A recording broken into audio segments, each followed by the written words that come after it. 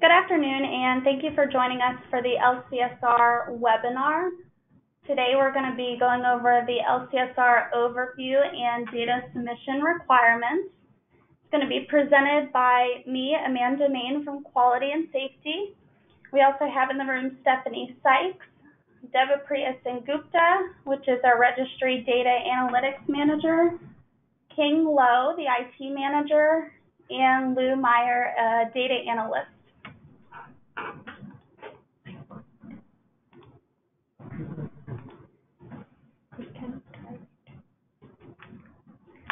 What we're going to be covering today are the benefits of participating in the Lung Cancer Screening Registry, the LCSR required data elements, the NRDR account setup overview, including changes to account structure, the LCSR portal overview, which includes how to submit data, dealing with upload errors, and LCSR aggregate report schedule.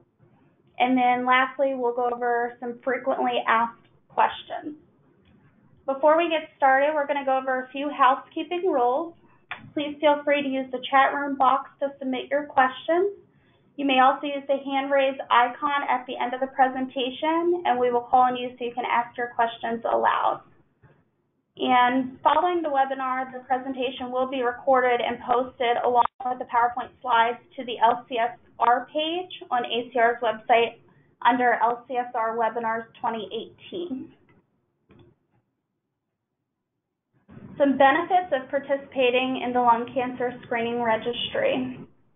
It is approved by CMS to enable providers to meet quality reporting requirements for receiving Medicare CT lung cancer screening payment.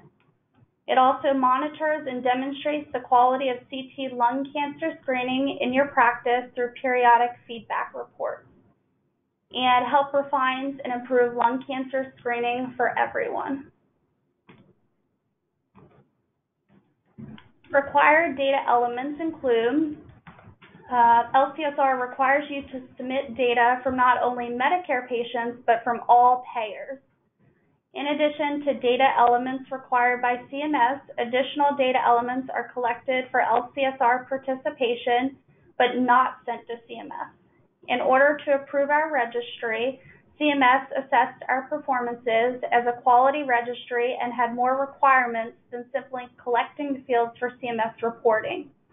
Our Physicians Oversight Committee recommended this list of required fields as what was needed to monitor quality appropriately. And at the bottom, you can see the link for decision memo for CMS.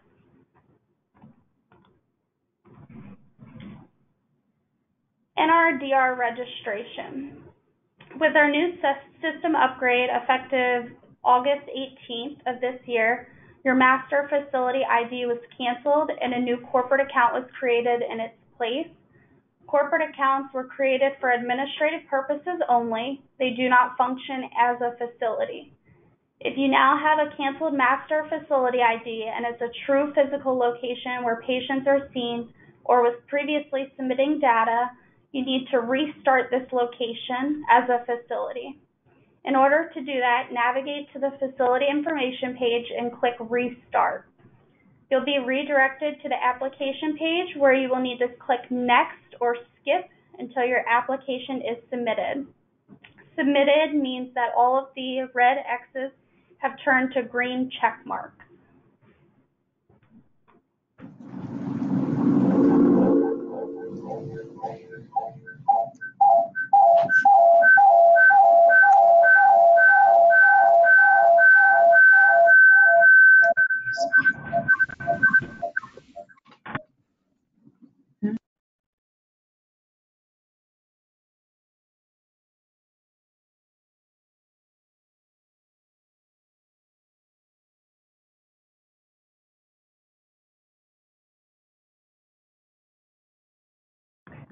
Okay.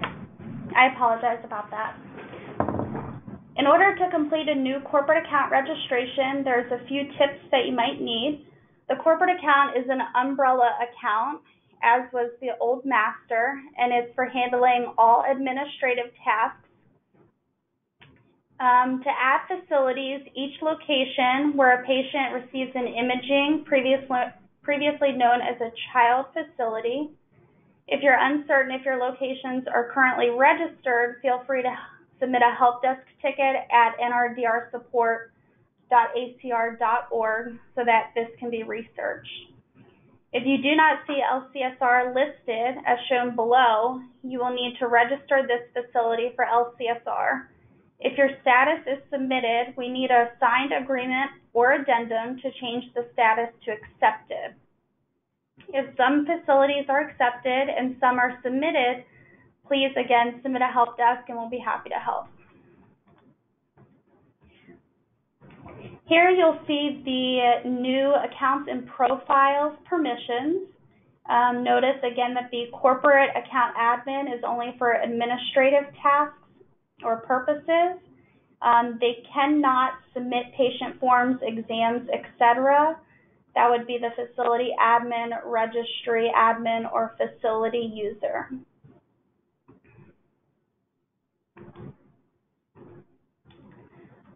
Managing physicians. Physicians must be at all facilities. First, you'll need to select the facility where he or she participates or practices, from the facility picker in the upper right corner, and then go to the Manage Physicians tab on the left-hand column.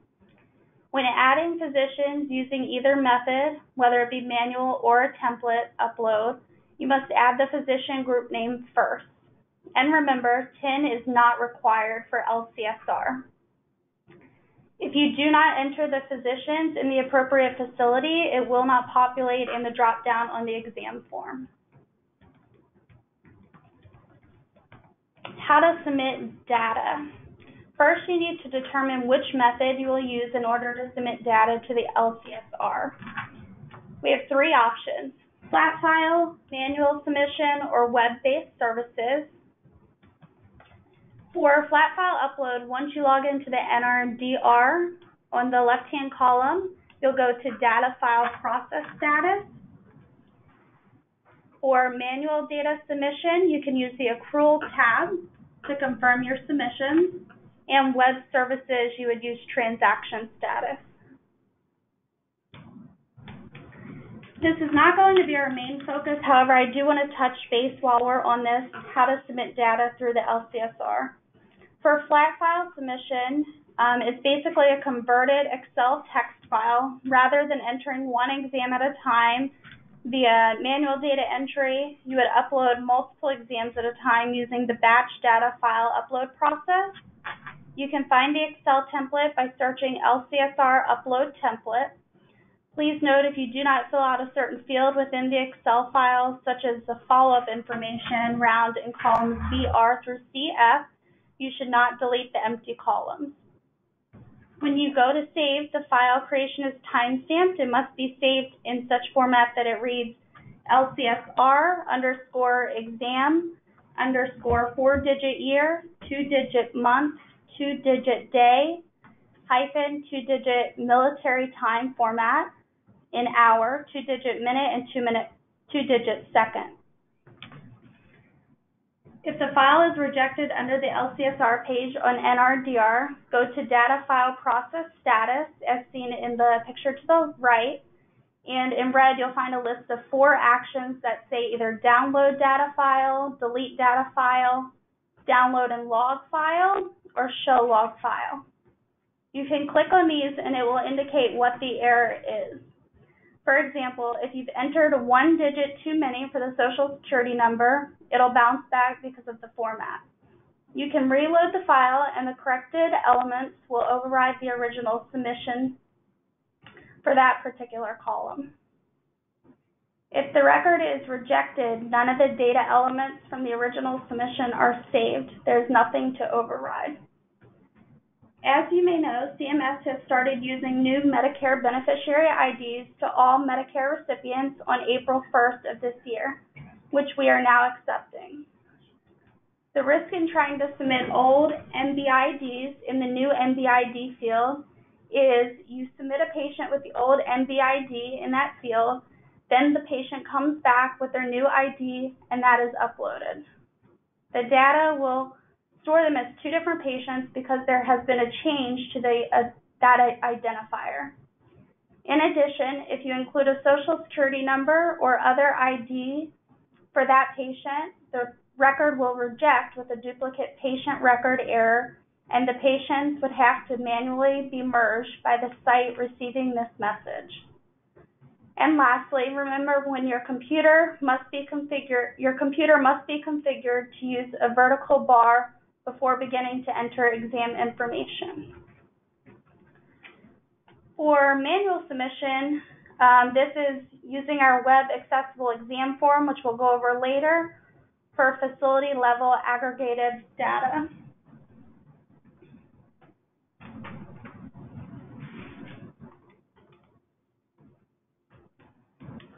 Okay, LCSR data entry resources.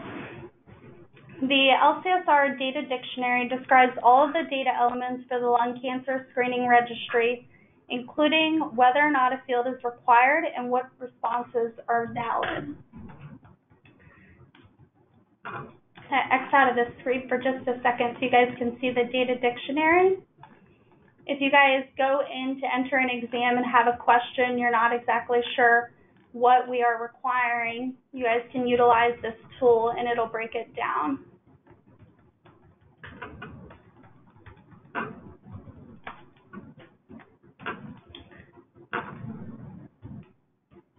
And the data elements chart is also useful. This will give you variables and determine what is required.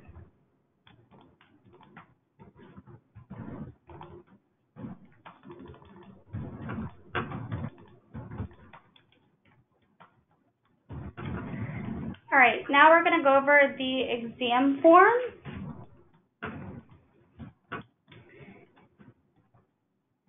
Here at the top right, the registry exam number, notice that is auto-filled. You won't be able to find that number anywhere. Once you complete the information and go to submit it, that number will populate. The exam registration date, this is the date the exam was completed and not the submission date. For the new Medicare beneficiary IDs, again, we are accepting them. However, if you're searching or entering a follow-up screening, you must use the patient identifier used prior to April 1st. The Medicare beneficiary ID is required for CMS reimbursement. If this information is not provided, ACR will not submit the exams to CMS.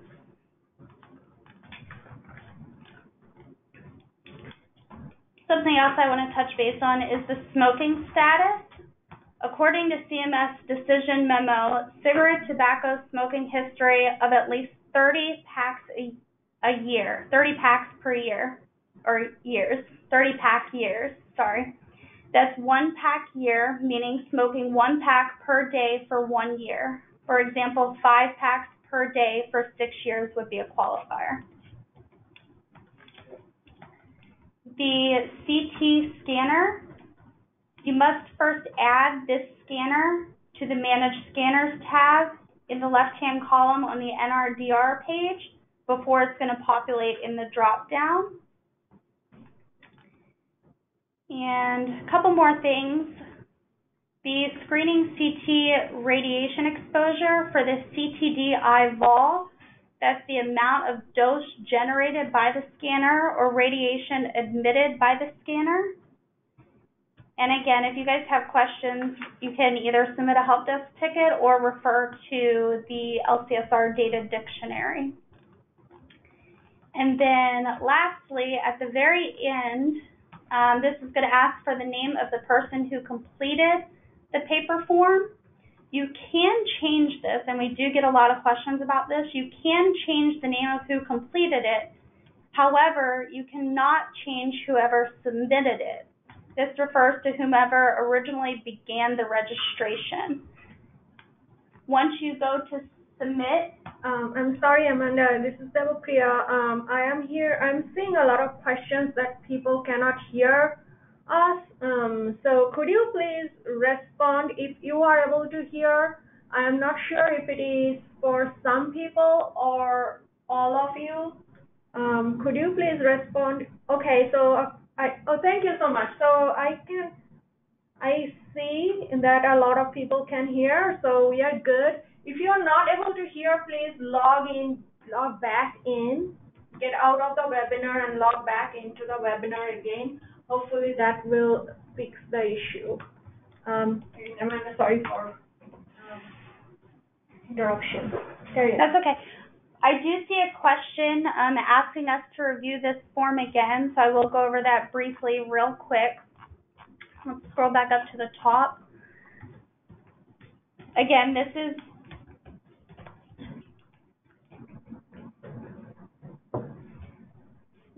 the LCSR exam form. The first statement I said was the registry exam number. This is auto-filled, so you will not be able to find this number anywhere when you go to submit the exam. This number will automatically populate along with the patient ID down here.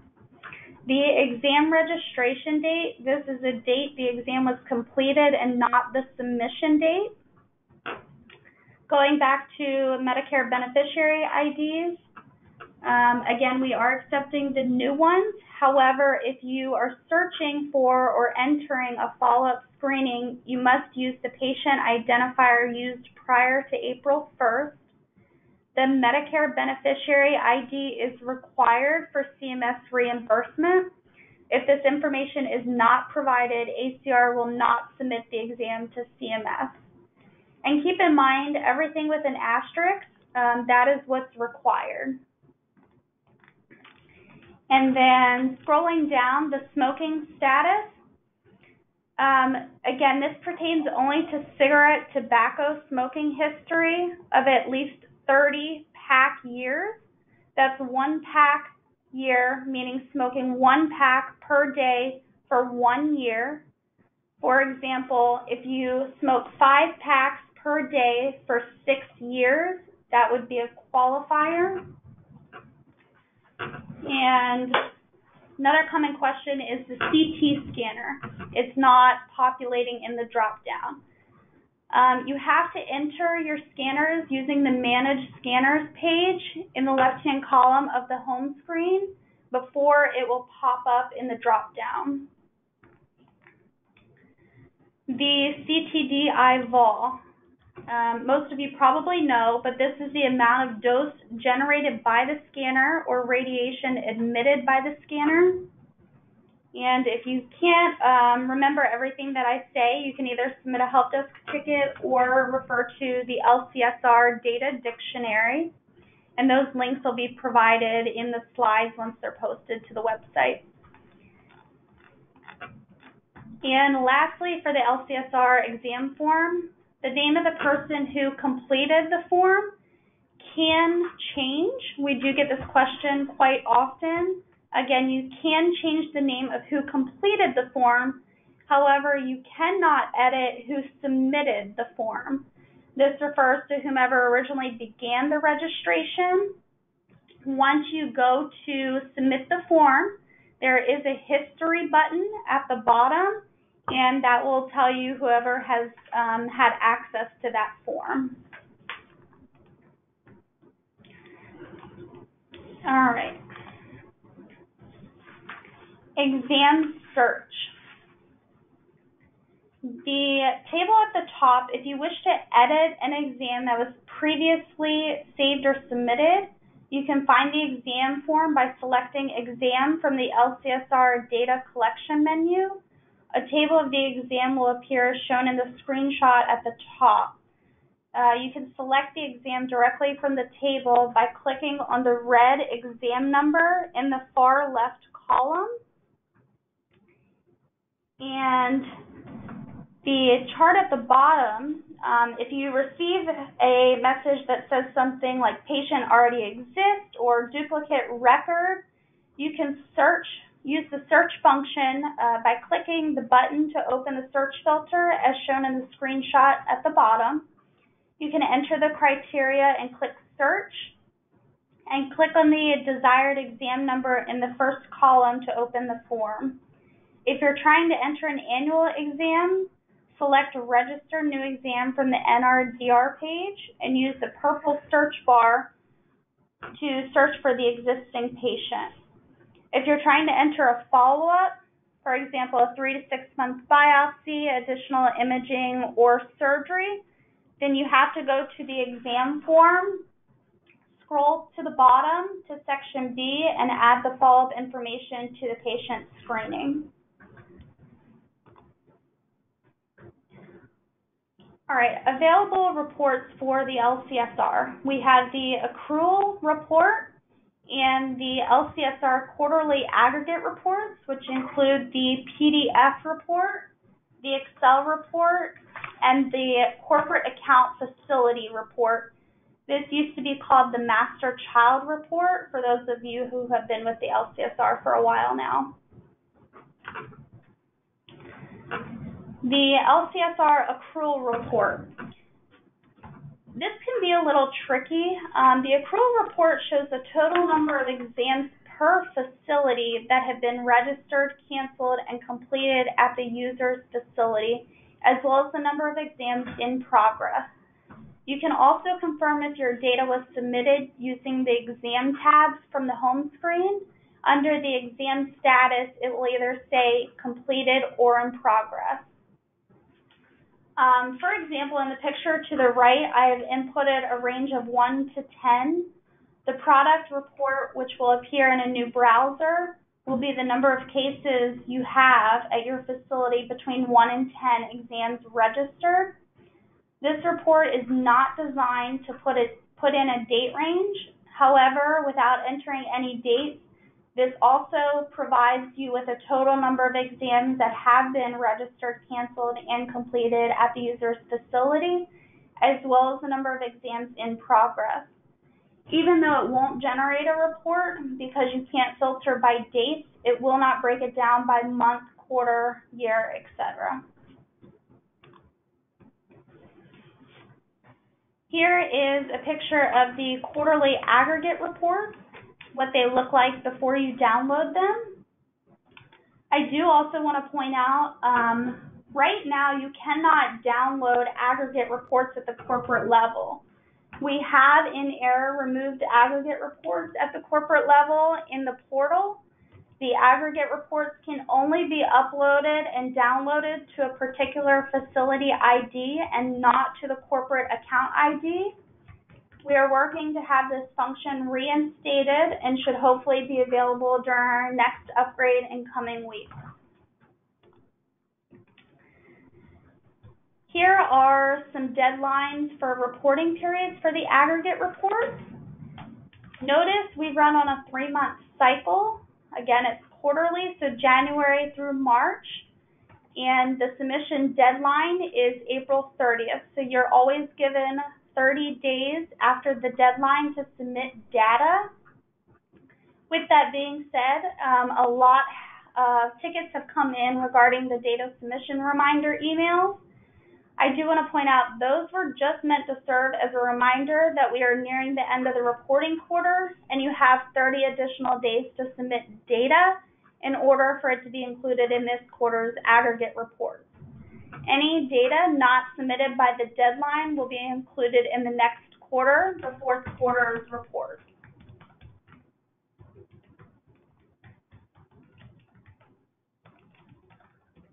And LCSR facility reports are available in PDF file and Excel. These aggregate measures for facilities compared to other sites by type, location, geographical region, and to the entire registry. The Excel spreadsheet with the same data as national comparison table and quarterly aggregate reports.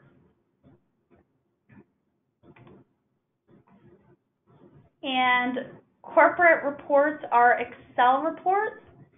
The corporate account does not receive PDF reports. Again, the corporate account does not receive PDF reports.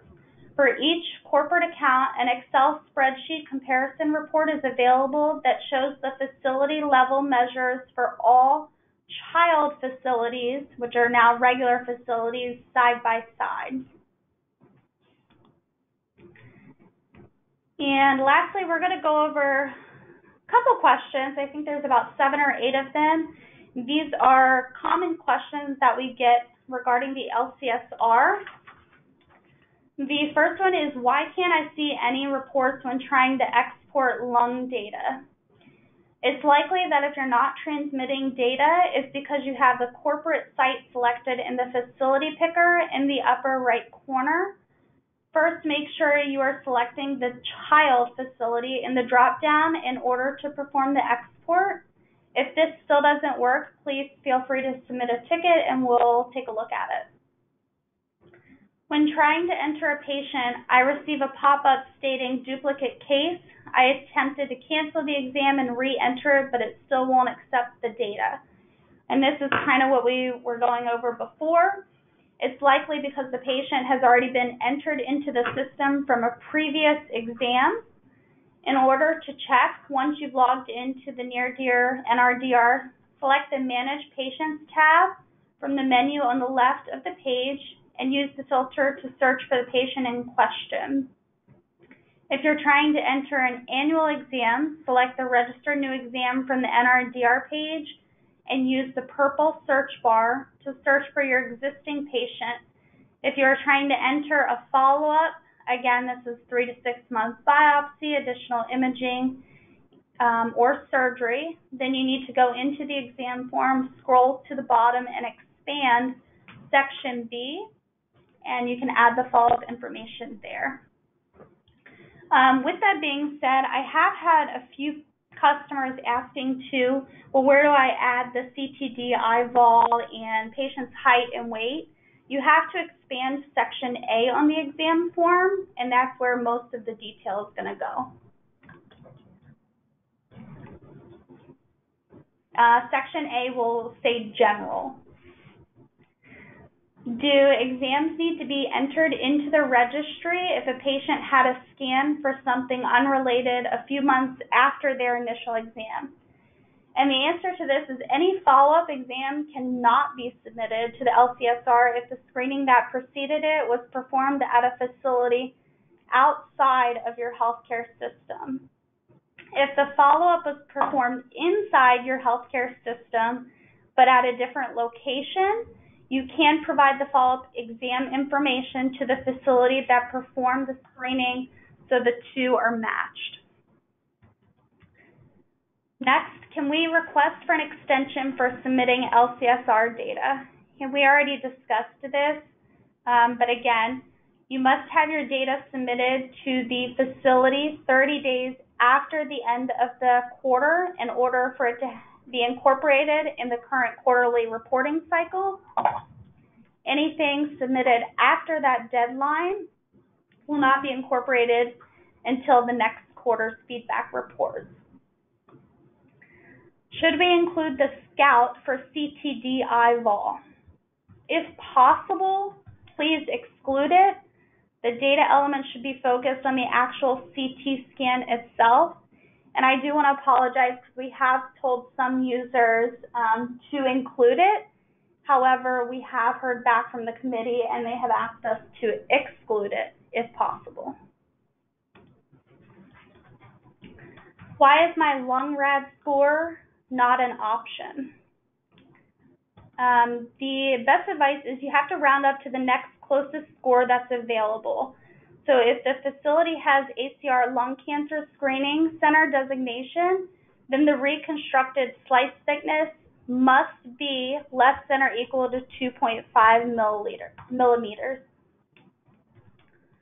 If the event of a full dose CT being completed by mistake instead of a low dose exam, would it be appropriate to enter this case in the registry? And yes, you should still enter the data into the registry.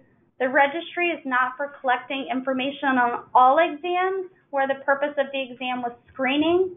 Ideally, it would be done at low dose, but if perhaps it's done at a full dose by mistake, you should just enter the exam and the CTD, IVOL, and DLP that was associated with the particular exam.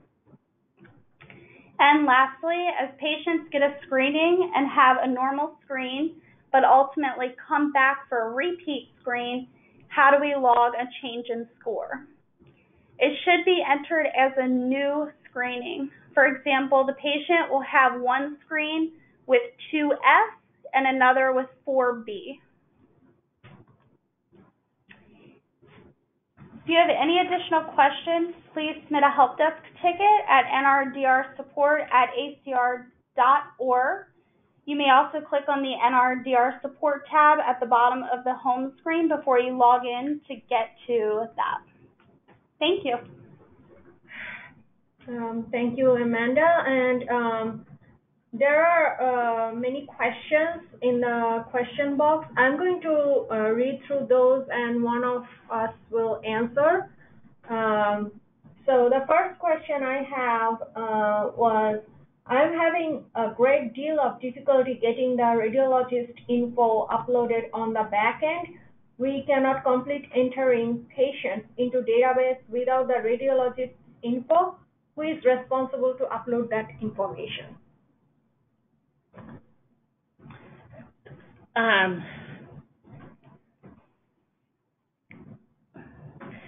It'd be helpful if you submit a ticket to let us know why you need it uploaded on the back end, because under normal circumstances, it's your responsibility to upload your radiologist.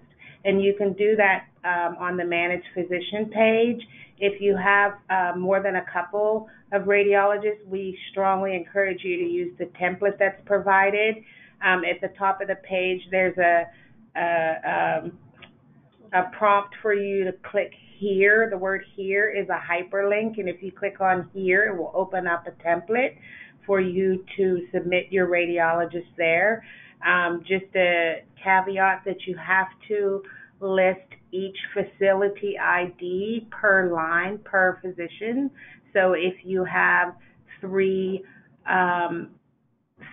facilities and each one has 5 radiologists, then you need to have 5 lines for one physician, or 3 lines for one physician, 3 lines, and so on and so forth. So you would save that to your desktop, and then you would upload it, and then it would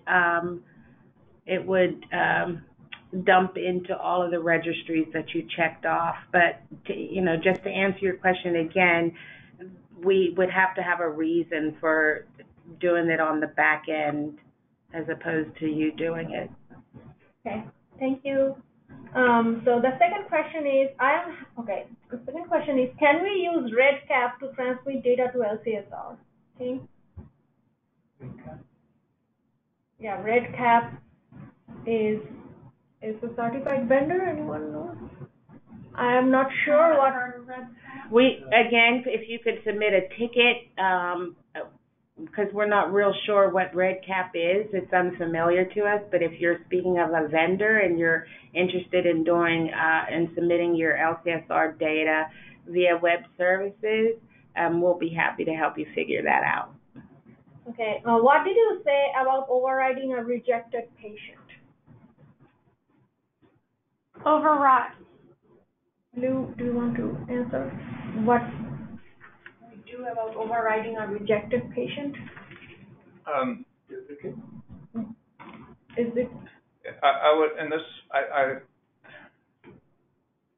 thought the question referred to something in the presentation, but if it's a specific. So, I think you're referring to flat file upload, and what I was referring to was the social security number. If the record is rejected, then none of the data elements from the original submission are saved, and there is nothing to override. Yeah, so that didn't answer the question. Then just please send it again. Again, yeah, send a follow-up question too, because I'm not sure whether it answered your question or not. Okay. There is a request to review that form again, and again, I am not sure which form you are talking about. Maybe exams form. We will do it at the end. If we have time, we can go in our portal and show you a few things about the form. Let's go through the questions first. So 2018 staging has been updated to version 8 and the registry is using version 7. When will this be updated? I am not sure what staging you are referring to, and we are not aware of any staging. Yeah, that's, I believe that question is about the AG, consistency with the AJCC. Okay. Requirement or manual. Manual. Yeah. Okay. So we are working on implementing the 8th edition. Okay. So unfortunately for now, we just have the 7th edition data elements in there. And there are a couple of questions about exam registration date and the exam perform date. So case registration date and exam perform date, I guess. The question is when the case was registered and then when the exam was performed. The registration, the registration date is when the screening occurred, and what was the other option? The exam date. Oh yeah, the exam date is when the screening occurred, and the registration date is the day that you're entering it into the LCSR. Yeah. So exam date is the actual date of the exam. Registration is whenever you are entering, as Stephanie said. This exam form looks different than what you can manually enter onto the NRDR. Might want to let people know that. Okay? Thank you for letting us know. But probably something changed. Yeah, I don't believe that the new Medicare beneficiary ID is currently actually, it is the old form, and you are right. Thank you for pointing that out. There is not enough data fields to accept new Medicare beneficiary ID. What options are there? I think there is a new Medicare beneficiary ID number. Well, there is, but I think the questioner is saying that it's not big enough to enter that number. So we have not had that problem brought up before. Okay. We're using the format that was provided by CMS. So if you could, the person who's asking this question, could you send us a ticket? Mike Flory. With the, you probably don't want to provide the exact number that you're having trouble with, but if you could be more specific about the format and. I think I told something about 12-digit number. Well, that's what we have, yeah, but this person is trying to provide something that doesn't match the format that we have. So I'm curious as to what the format is. So if you could submit a ticket with more information about that, we would be very interested to know if something needs to be changed. Okay. What if patient refuses to give Medicare beneficiary ID? Will the information still be sent to CMS for reimbursement? No. So something needs to be sent, like Social Security number or Medicare Beni ID number or other ID. Right? Yeah, there is an option on there for you to select the refuse to answer, but you may not have the Medicare beneficiary ID, but you have to have some patient identifier. You can use a medical record number, and I'm sorry? Yeah, we do require the Medicare. Yeah, so that's what I was getting to. We want you to submit those to the LCSR. However, LCSR will not submit any data to CMS that does not have the Medicare beneficiary ID. So it's two-part, because the LCSR, we want you, and as part of your agreement to participate, we want all of your lung cancer screening data, but that doesn't necessarily mean that it will all get sent to CMS. Yes. Okay, thanks. Back to Medicare numbers. We don't have to use the old and the new. So only one or the other is required. But if you have a patient who had his or her first screening using the old number and that patient comes back using the new number, then you have to enter both numbers in order for us to recognize that it's the same patient. Okay. Okay, so another question, what about vaping? Is that considered smoking? No, it's not. According to the CMS eligibility requirements, your 30-pack year is tobacco smoke. Great. Cigarette tobacco smoke. Yes. So is number 3 and number 5 the same date since it is not submission date? Yes, that is true. That was brought up the other day. It is the exam registration date for the both of them. We had a couple of patients come and fill out a screening form, and one put cigar smoking, another put pipe smoking. Would this qualify? The answer is no, because it is only cigarette smoking for LCSR. We weren't sure how to measure the amount smoked based on this information. Obviously, this is not something that will qualify for lung cancer screening registry. And I think we already answered the question, the exam registration date and the date of low-dose CT, those are different.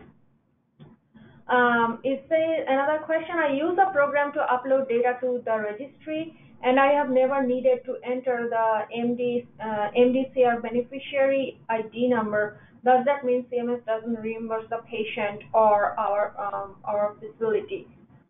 Well, yeah, that's correct, right?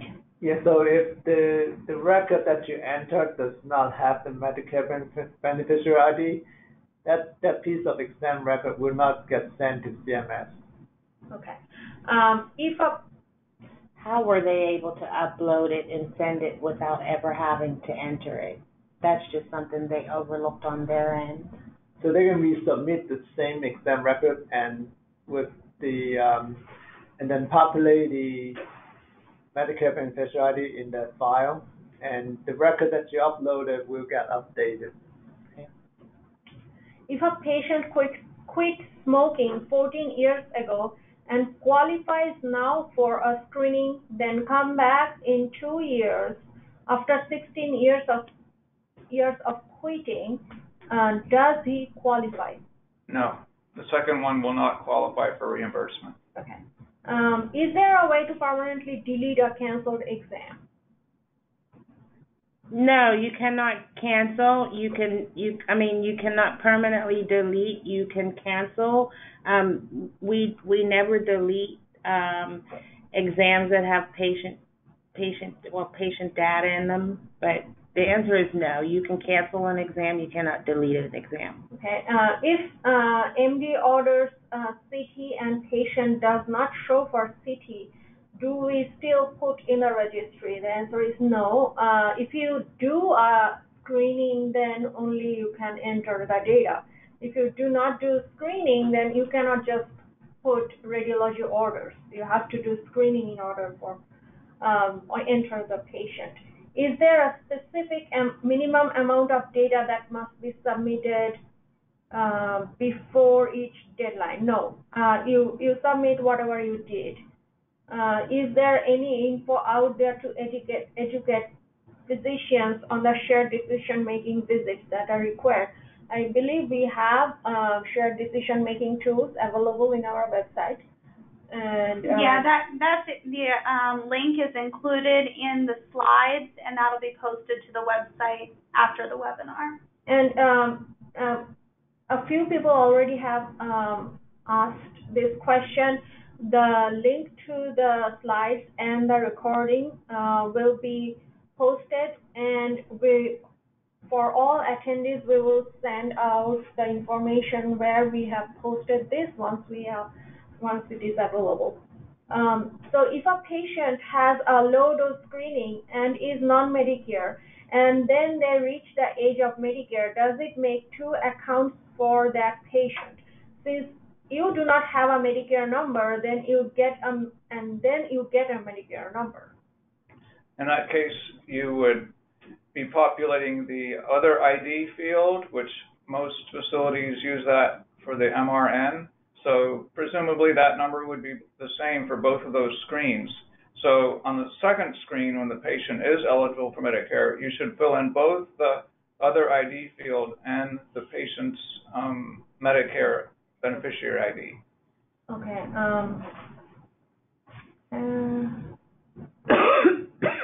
We are logging studies with the patient's social security number, not the Medicare beneficiary ID. Is this acceptable? What was the question again? They are logging in studies with the patient's social security number, not the beneficiary ID number. Again, we need the beneficiary ID number in order to send it to CMS. So if you are putting only social security number and no Medicare Bene ID number, that record is not being sent to CMS. It's a CMS requirement for that in order to get the reimbursement, you have to give us the Medicare beneficiary ID number. But your data is being uploaded to LCSR. You can go back and add the Medicare beneficiary ID number to the records, and if you do so, then those fields will be updated, and we can then send those to CMS, right? Okay. Yeah. Do you have any guidance you can share for facilities that are submitting data via Epic on identifying and submitting follow-up information? We do have few customers or few facilities that they use Epic to submit data to us. Yeah, I would like to set up a call with you to find out specifics that you're looking for. So if you will, if you could just submit a ticket to us and then just indicate what you want to discuss in that discussion, and we'll set up a call with you. Okay, great. Where I can find the LCSR user guide? Has the data dictionary replaced it? No one can find the LCSR user guide because we have chopped that LCSR user guide into smaller pieces because people before complained about how big the LCSR user guide is and how hard it is to read through and through. So we have chopped those questions or sections into smaller questions. What you want to do is go to nrdrsupport.acr.org and find the solutions there. So once you click the solution, there is a search box. You search for your particular questions, and hopefully you will find what you are looking for. And 9 chances out of 10, you will find what you're looking for. It's very, very, very useful. Yes. We have a responsibility to send the patient. Do we have a responsibility to send the patient letters for recalls based on recommendations in the patient exam report based on lung rads? I mean, it's whatever your facility standard operating procedures say or policy says. We do not have a requirement as far as CMS or LCS are concerned.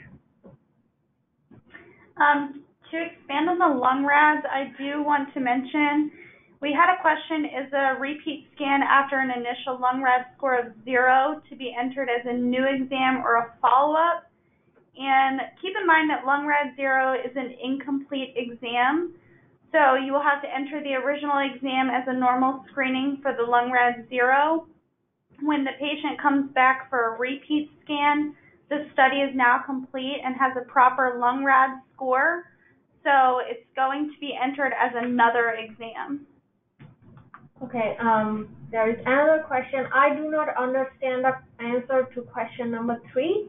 If the scan is done for an unrelated reason, do we have to add the scan to the registry? I'm not sure what do you mean by unrelated reason, but if the scan is done only for screening purposes, lung cancer screening purposes, then only you add the scan to the registry or the exam to the registry. Do we have to submit an exam form for each lung screen we read? Yes. The answer to that is yes. If a patient has a CT scan unrelated to their screening, follow-up at the same facility but outside of the 12 months from the original screen, would that be added as a follow-up in the registry? No, because all the follow-ups are within 12 months of the original scan. Mm-hmm. No. So, no, it says that if a patient has CT scan unrelated to their screening follow-up at the same facility, but outside the 12 months. I'm not sure. I have to go back to this question because you mentioned that CT scan is unrelated to their screening follow-up. I do not even think if it is unrelated that you would enter that in LCSR. Yeah. If it is unrelated, then don't. But all your follow-up exams should be within 12 months. But if you do a follow-up after 12 months as a follow-up, then you enter it as follow-up, but that will not get credit for a CDR. So, for example, if you do a screening exam today and after 1 year, 2 months, you do a follow-up exam, which is a biopsy, and you find a cancer, you will not get credit for it because we will not consider that as a follow-up exam because it is outside the 12-month period. But you have to enter it as such. What if there is 2 CTDI wall totals? Add them together. I'm not sure why there will be 2 CTDI wall totals for one screen. So if you could explain that a little bit more, then I can provide you a better answer. Please send a ticket to us. I guess we are going to get a lot of tickets. I have experienced issues with the help desk. I have submitted online and via phone and no one ever returned calls or messages. Will someone be responding in a timely manner? If we need help or have questions, I'm sorry to hear that. We do try to answer your questions and calls, but yes, please submit a ticket and someone should be able to answer it.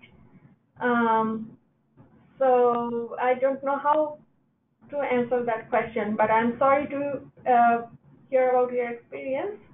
We always try to assist you the best way possible. When reporting on the decision visit, is an audit of the documentation required, or is the MD's note that the visit was completed is sufficient?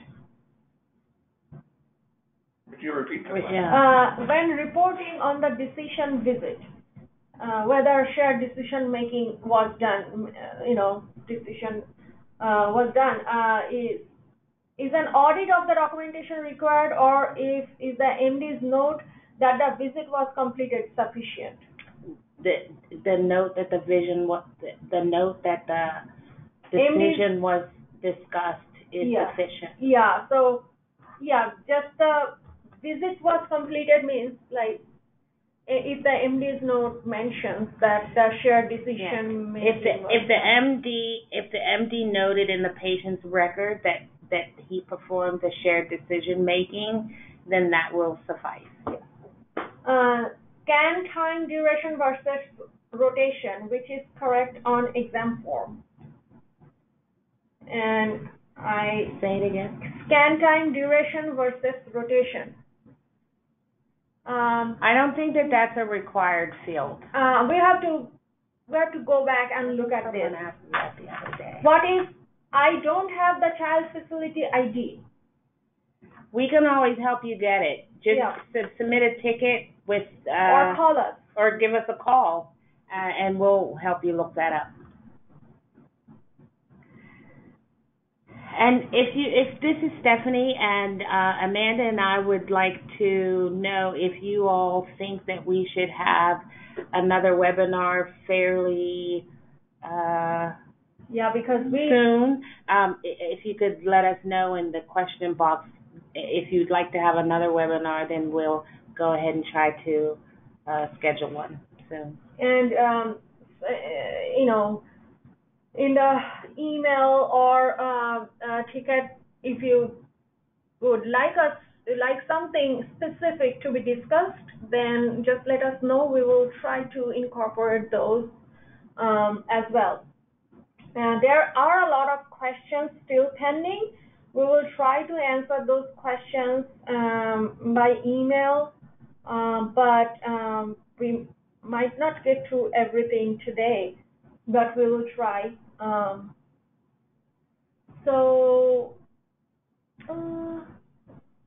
What if, okay, can you address using a vendor to upload data? How do you track all the follow-up exams?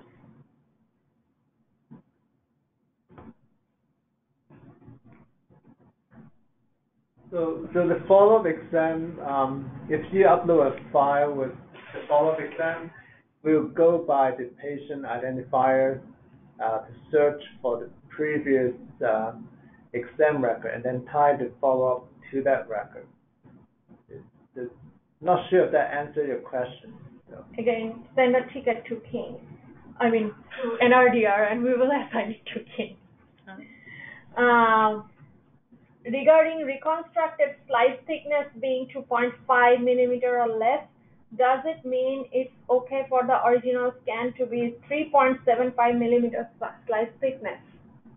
We'd have to put that in the ticket, please. We need to research that. I don't know off the top. Yeah.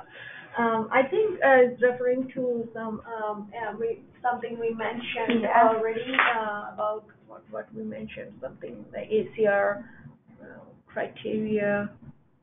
But yeah, that will be helpful to get as a ticket so we can take a look. It's I got an answer from Dina on the reconstructive image width. She says if the facility has an ACR lung cancer screening center designation, then the reconstructed slice thickness must be less than or equal to 2.5. The ACR STR practice perimeter for the performance and reporting of lung cancer screening thoracic computed tomography also indicates that the slice thickness must be less than or equal to 2.5. So I don't know if it is 3.75 millimeters, then it is more than 2.5 millimeters. So I'm not sure what you mean by it is okay. It does not satisfy the requirement for the ACR that practice parameters have. But if you have follow-up questions on that, please send us a ticket. I have the same issue as this caller. I have 80 radiologists, and the template does not work for us either. So 80 radiologists, and the template does not work. So please send us a ticket. We will assist you to make it work.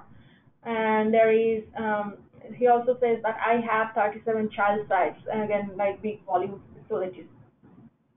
If a patient is followed up at another healthcare facility, should we not continue with our registry for them? Well, if there's a follow-up in a different facility, we prefer, if there's a way for you to gather that information, to include it. But if it's not possible, then there's really nothing you can do. So there is another question. Is the scout also excluded in total DLC number? If possible, yes, exclude it. Is there a way to upload ordering physician information to a drop-down list so we don't have to type it in every time? Unfortunately, that's not available at this time. Math on the exam form, should it be the highest MAS during the exam or effective MAS we document? I am not sure what you are referring by MAS. Melissa, could you please elaborate on that? Submit a ticket. We will respond again. We are going to be implementing the primordial product before an end of this year. Regarding the beneficiary ID, should we be replacing the prior ID on the patient with a new ID to make automatic data submissions easier again? So you have to, if you had a previous Medicare Beni ID, when you are entering the new Medicare beneficiary ID, you have to include both, right? Right. Old and new, so that we know that it is the new patient. Why is the registry date the same as exam date? Registration date the same as exam date? Registration date will be same as exam date if you enter the data on the same day the exam was done. But registration date may be different than exam date. For example, if you did screening exam yesterday or day before yesterday and you did not enter the data yesterday, you are entering the data today, so your registration date will be today instead of yesterday. What is considered a baseline screening? I want clarification because sometimes patients have had diagnostic CT in the past for unknown reason, then later sent for screening. Do you then check off baseline or follow-up? So when in your facility you are seeing a patient for the first ever, so you're seeing the patient for the first time for lung cancer screening. Sometimes, to answer your question, patients have had diagnostic CT in the past for unknown reason. That will not count as a baseline exam because you were not doing a lung cancer screening exam. So when you are seeing the patient for the first time in his life for lung cancer screening, that is your baseline. And annual is when you screen that patient annually thereafter. Is MIPS required for submission? I'm not sure what the question you are asking. If you are saying that participation in MIPS is required for LCSR data submission, I don't think that is your question though. So if that is the question, no, participation in MIPS is not required for data submission in lung cancer screening registry. Or if you submit data to lung cancer screening registry, then it is not, we do not automatically send your data to MIPS. So there are a lot of questions, and unfortunately we cannot get through all of them today. So we will discuss 5 more minutes maybe. So we will see how many we can get through, but whatever we cannot get through, we will try to answer using email. And if that is not you did not get an email answer, please submit a ticket to us. I am new to low-dose CT screening. If a patient requires follow-up testing, what is the most common form of follow-up PET chest CT without contrast, etc.? This is something that your radiologist and your screening people who are screening, they will determine depending on the clinical scenario. We are not here to tell you how to do your follow-up exams or what exam to choose. Lung cancer is screening registry is always after the fact, that whatever you did, you are entering to lung cancer screening registry. The registry is not pointing you that you have to do this or that. It depends on your radiologist and the patient. My Excel files will not upload, so I have been doing it manually. Do you have any other ideas besides what is given on the website? Unfortunately, no. But if you normally, if you use the template and do not change anything, it works for everyone.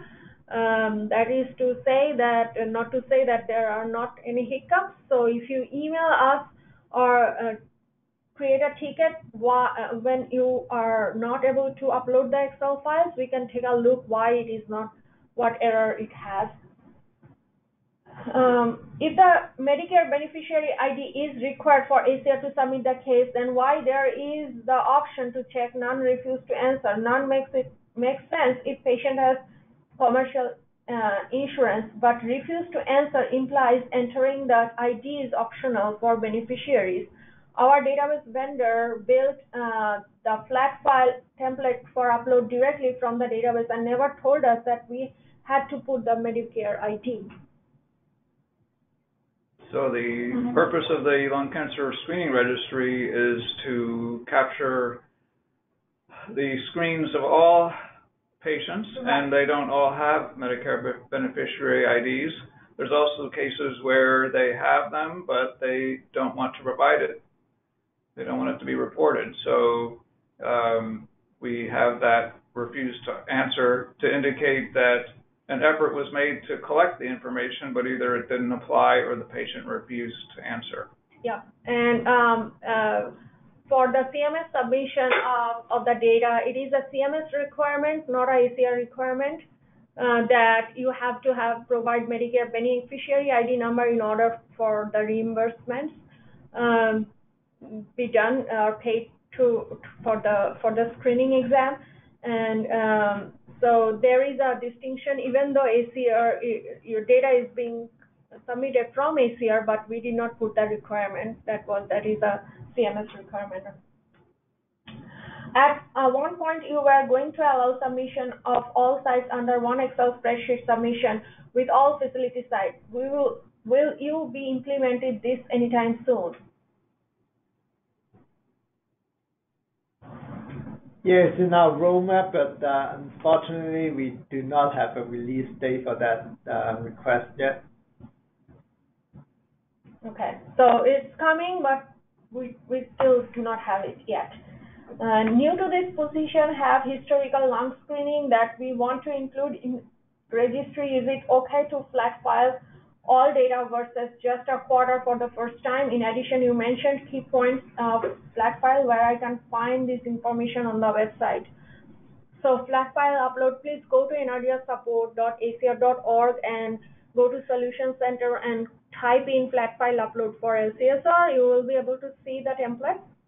And yes, it is okay to upload the flat file. You do not have to do quarter by quarter, but whatever the flat file limitation is, so you can upload multiple flat files and enter the data. And we actually prefer you to enter the data as soon as possible if you are able to. I have a question about eligibility for patients. Can a patient who is 76 years old have a follow-up scan at 77, or they are outside of range?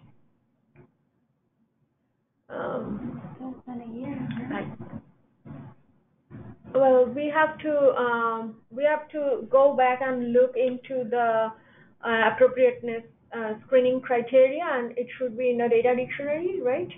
It's not in the data dictionary, it's in the CMS decision. CMS decision. I think if they had the screening at 76 and then turned 77 while they have the follow-up, they can still have the follow-up, but then that's it. Yeah.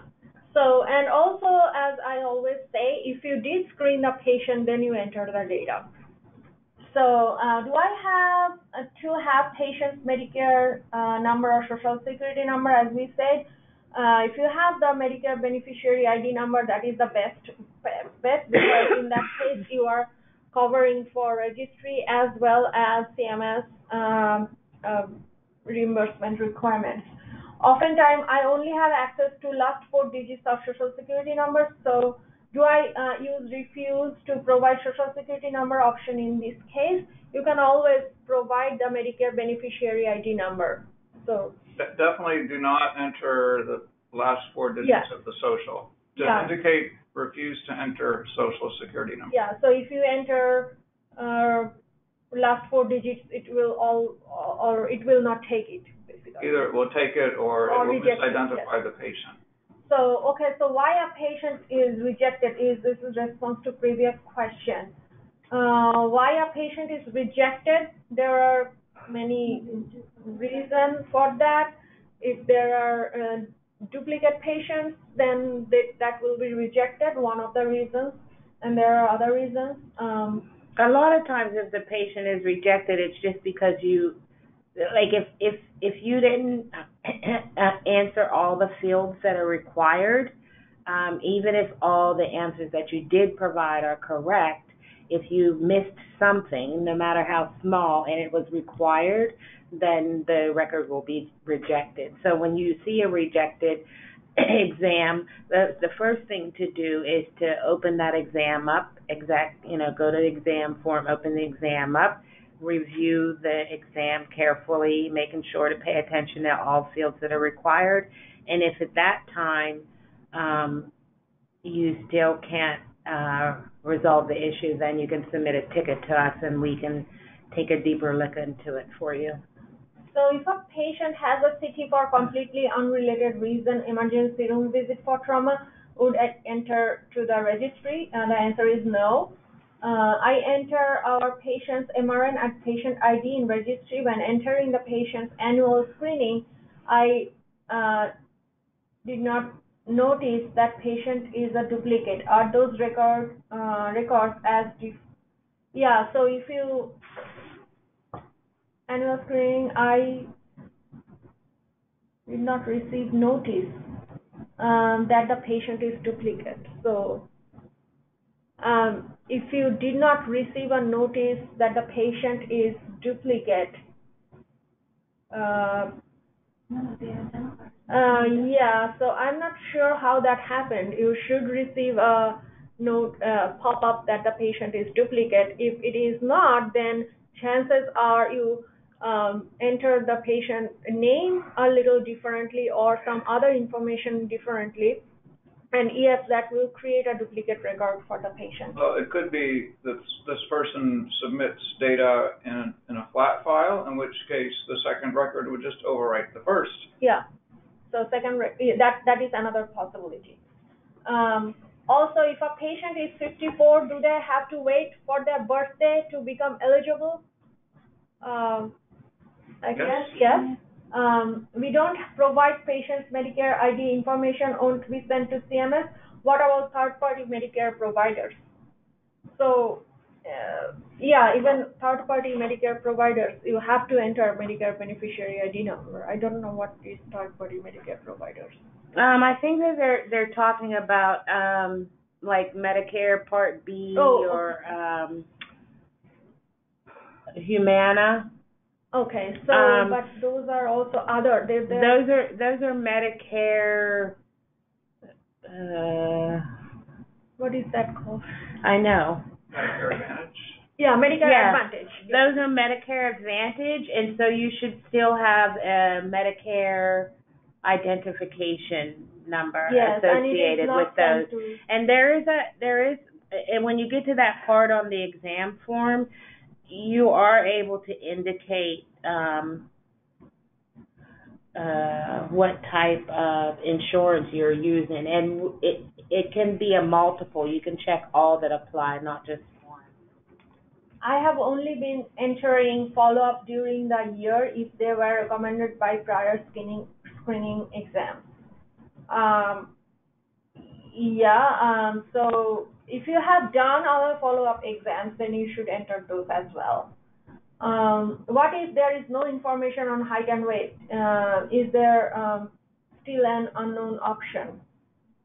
You leave those fields blank because height and weight are not required fields. So in those cases, your BMI will not be calculated, right?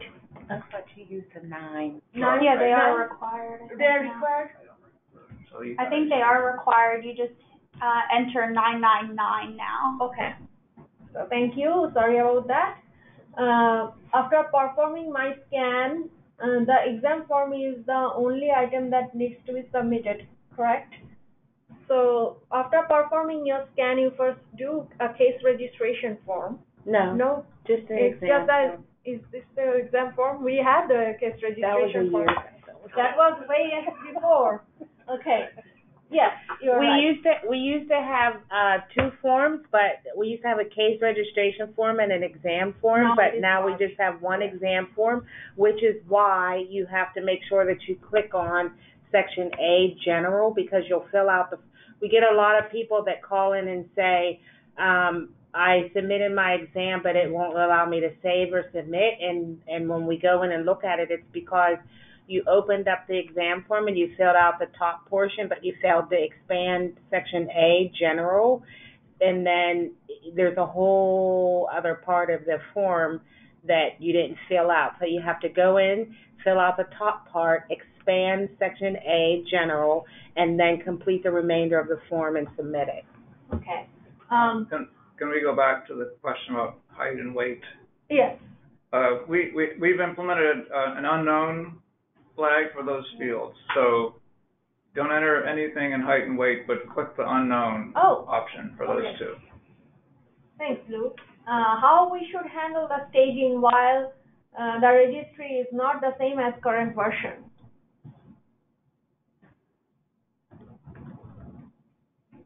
You should enter the values that you can, and if the value from the if you're entering the values from the 8th edition and they're not there, then there just is not a way to enter them, and you need to leave those blank at this time. On the registry form, the questions under 7A6 and 7C5, 7C7, all regarding the patient, or the 7C5, C7 for family history. The questions are redundant: COPD, pulmonary fibrosis, cancer, etc. Yes, there is some redundancy there. How much vital especially height and weight is important for screening? I mean, for screening, normally when a patient comes, it is the practice for most of the, facilities that they take height and weight for the patients whenever a patient comes in.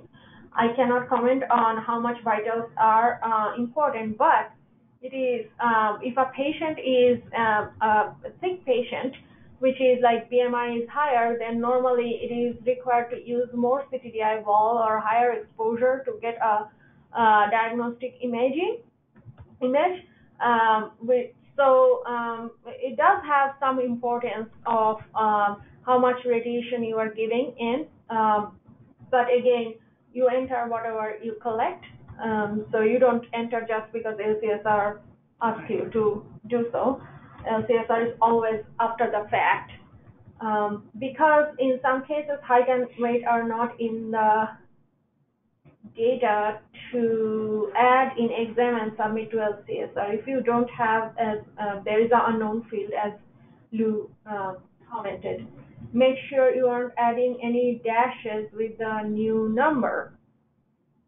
That's referring to the Social Security number for the beneficiary ID not having enough spaces. So the question about the beneficiary ID number should not add any dashes, and you can try that way.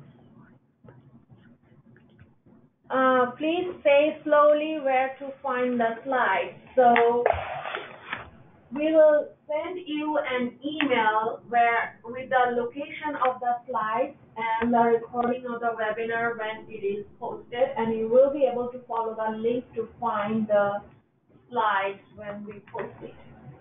Is the number 3 exam registration date is the same as number 5 examination date? Amanda? Number 3 registration and yes, 5. Yes, it is the same. Okay. Do we use old Medicare beneficiary when the patient has had an LTCD in our system before, or we use the new Medicare beneficiary ID number? As Lou said, that if you are using a new Medicare beneficiary ID number, then you have to provide us when you are entering data, both old and new, so we know that the new one is a new beneficiary ID for the same patient with the old beneficiary ID number. That way the records will be updated and duplicated or rejected. Do we still have to have a paper copy plus the electronic upload for each patient submitted? Paper copy is not required, it was never required, on our part, people just used a paper copy for their own record. So it is up to you whether you want to have paper copy or not. We don't require you to have a paper copy. Yeah, the paper forms are meant to serve only as a tool to help you in collecting your patient data. Yeah. It's totally optional whether you use it. I am using a form that works through PenRed, and the social security number is the one that is listed, not the new ID number. Do you want to answer? What is the question? I didn't understand the part about PenRed. I am using a form that works through PenRed, and the social security number is the one that is listed, not the new ID number. So whatever form that PenRed provided them, they do not have the new Medicare BeneID number. That's something that you'd have to take up with your PenRed's customer support person. We provided the information to the third-party vendors to implement, so that would be an issue for them. So ask them. In a shared decision-making process, is the ordering physician committing to follow the recommendations of the radiologist? Ordering docs and following pulmonologists continue to order follow-ups on their own timeline instead of what is recommended. If not, what is the point of this whole process? So the question is whether they committing to follow the recommendation of the radiologist. No, they're not committing to follow anything as per. I mean, most cases they do follow, but if they don't, then I'm not sure how to respond to your questions, because it is a clinical scenarios, and you have to. Hopefully, the radiologist can follow up with the primary care physician or the ordering physician to ask why it was the case. And I'm sorry that I cannot help you on this one. So I have been having to type the Social Security and Medicare number twice for the manual submission. For example, if the number is something, I would have to type 44. So each number she has to type twice. We are not aware of any of such bugs. Do you submit Medicare HMO to CMS? Do I use their Social Security number or ID number on their card? Medicare HMO, do you submit to CMS? We don't submit by the insurance. We go by just if the exam record has the beneficiary ID populated, then we submit that record. If you have a beneficiary ID number, we will submit that. What are we supposed to do if the patient does not give us Medicare number? That is well, I guess, I don't know. Then again, as part of your agreement you signed to participate with the ACR and the LCSR registry, whether you have the Medicare beneficiary ID or not, you are still required to submit that to us, but you would probably have to discuss this with your state Medicare representative, and you can find out who your state Medicare representative is on Google, because we don't really. And this question was asked by Bobby Ottinger. I do not I don't know how you are supposed to process the payment of the patient if you do not have the Medicare beneficiary ID number. It is whenever a patient comes in, you have to ask for the insurance information, and for Medicare patients, that is the information. So do you have anything to add, Lou? I would just say that the patient would then need to be aware that that screen would possibly not be reimbursed. Reimbursed, yes. And So you have that would be an incentive to provide the number. Yeah. It would seem So to me. I guess if the patient is a self-pay, I mean, they do not want to provide their Medicare beneficiary ID number, then you don't get reimbursed. In that case, patient has to pay out of the pocket to you, otherwise you don't get paid. So, yeah. But also, it might be a good point to clarify that we pass the data on to CMS so that they have the data, but we are not in a position to know what they do with that. So we can't actually say that your reimbursement will be denied if you don't provide that number. Right. That's totally up to CMS, and we have heard of cases where reimbursement occurs anyway, even though they haven't reported data to us.